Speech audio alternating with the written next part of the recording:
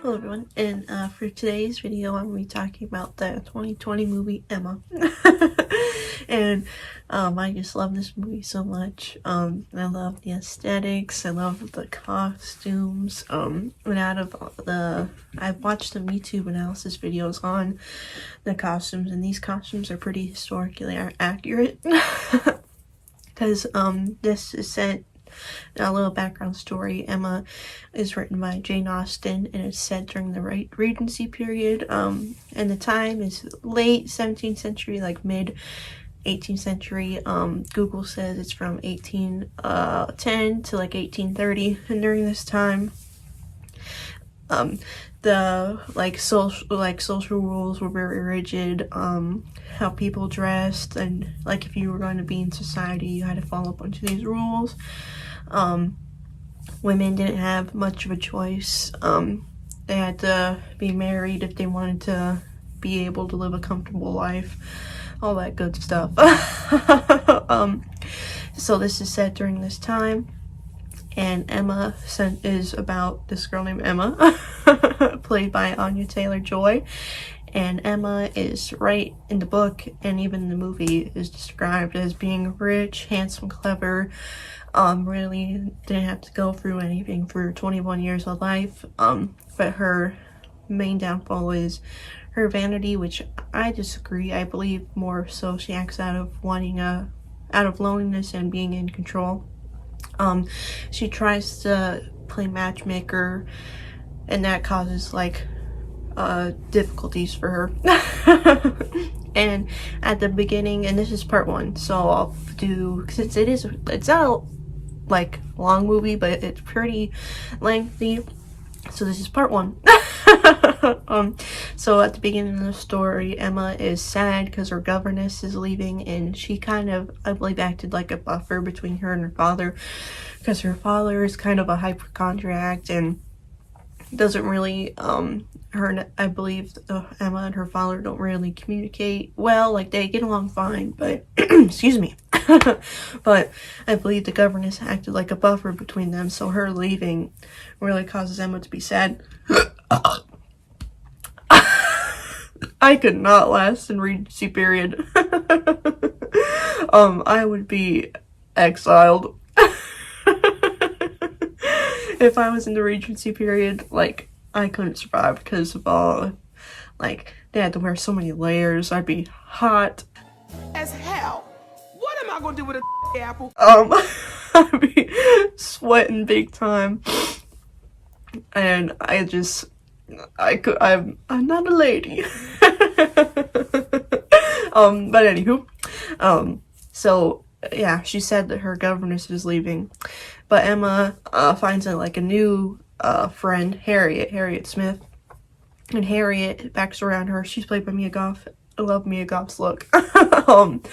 She goes to this all girls school, and she is an orphan because she doesn't know who her family is. But she, goes to this all-girls school, and she's friends with this farmer family. But Emma takes a kindling to her and kind of pimps her out. She's like, you don't need to marry below you. Don't worry, I'll find you a good, respectable man. That's where we meet Sir Elton.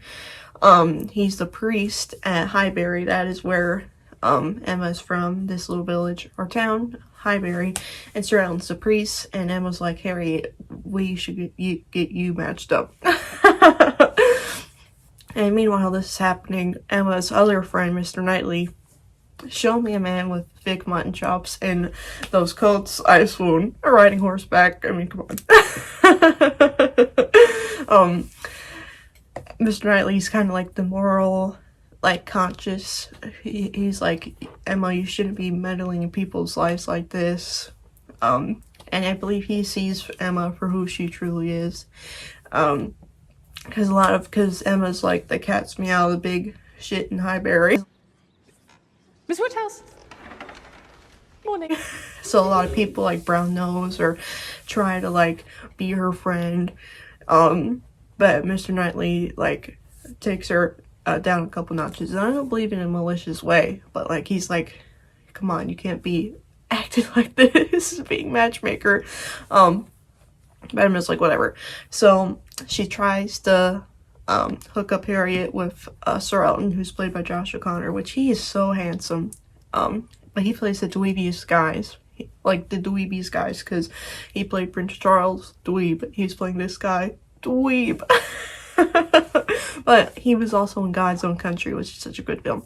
But anyway, she's trying to hook him up with her, but meanwhile Harriet, she just wants to impress Emma, but I believe she really likes this farmer's son, Robert Mitchum, and Robert likes her, but Emma's not having it.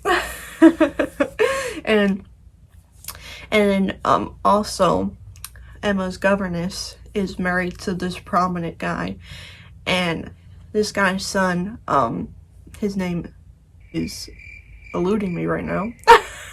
This son, Emma likes, because I believe he's like the male equivalent to her, because he's like set to inherit this fine house. The priest calls it the finest house in Yorkshire. And so Emma wants to get with him, but I don't think she really loves him, and she has no intention on marrying either. One, out of regards to her father, because she wants to care for him and be with him, because her sister Isabella, who's also a hypochondriac like her father, left, and he would be alone because their mother died. And I believe like this is kind of revolutionary, because she didn't want to be like, because she says she has like fortune, but she doesn't want to be married, which was not be scandalous, but kind of like revolutionary during that time, because that was all a woman could do. And this book and movie deals with themes of social class. I mean, anything with Jane Austen, Pride, Prejudice, hello.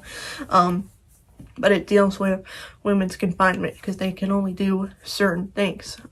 They could either like do piano work, like girly stuff, stereotypical girly stuff like that back then, or like do work. But Emma said that like even her governess, she wouldn't want to do her governess's job, which was, she said, was just like horrible. And a governess was basically like a nanny. But so all this is going on, and then they attend this fancy dinner at Emma's governess's house. And sorry, on these stories there's a lot of characters, so bear with me. So they go to her governess' new house for her new husband, and Emma tries to like butter up Harriet and Sir Elton together, but Sir Elton is like that guy that tries to like impress a girl just to get with her best friend, because he likes Emma. And then there's this awkward carriage ride home.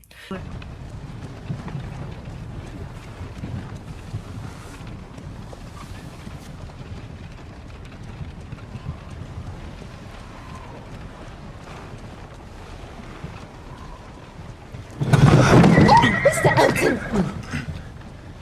I must avail myself of this precious opportunity to declare sentiments which Mr. must be Elton. already... And because he confesses his feelings to her, and was like, you're supposed to like Harriet. Meanwhile, and this is before this, but Sir Elton, I forget what I was saying. Because Emma's a good painter, and she painted Harriet. She's like, oh, Sir Elton, doesn't Harriet look good in this painting?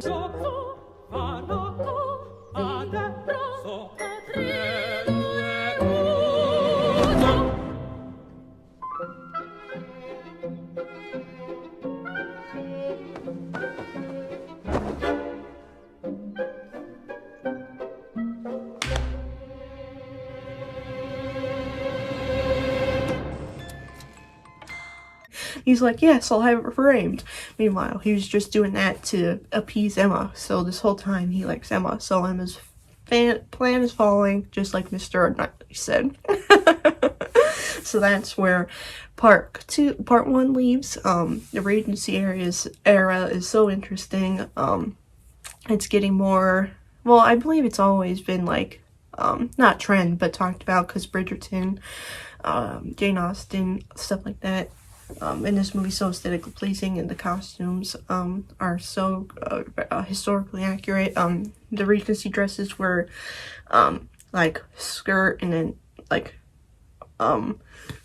basically a skirt ended at the boobs, and then it was just the rest of the dress. And meanwhile, they had layers under it. Certain colors weren't even discovered yet. But they were all done by hand, and only the rich woman could have like fancy, well, not like only rich women, but it was all done by hand, so the fancy embellishments. Alexander Brine, the costume designer, did really good on this. Oh, and this is directed by Autumn de Wilde. I love her.